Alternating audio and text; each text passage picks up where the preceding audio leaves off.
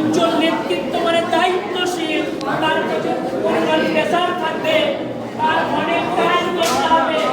একজন যদি দলাল কর্মী যদি দুদিন সপ্তাহে দুদিন কাজ করে, একজন একটু থামতে হবে, তাহলে দেখবেন অঞ্চল নেতৃত্বকে অন্তত সপ্তাহে 5 দিন করতে হচ্ছে।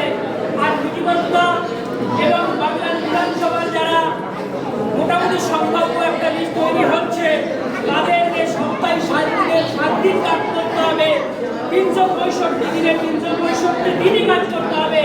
তাদেরকে তারা সেইভাবে সময় তৈরি করে বাংলার বিধানসভাটাকে অঞ্চল ভিত্তিক ধীরে ধীরে আপনারা করে তুলে খুব শীঘ্রই একটা সুন্দর রূপ দিয়ে আগামী দিন একসাথে পথ চলা, ISF এর পথ চলা, সেকুলারের পথ চলা। কারণ বুঝতেই পারছেন সাম্প্রদায়িক আইনেরা আমাদের খাবার বসাতে চাইছে।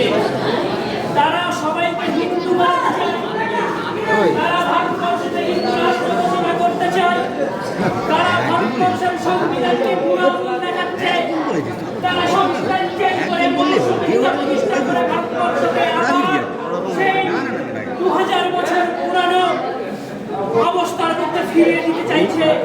সুতরাং আজকে এক বিজ্ঞানী শিক্ষিত ব্যক্তি, আজকে সচেতন ব্যক্তি তারা এই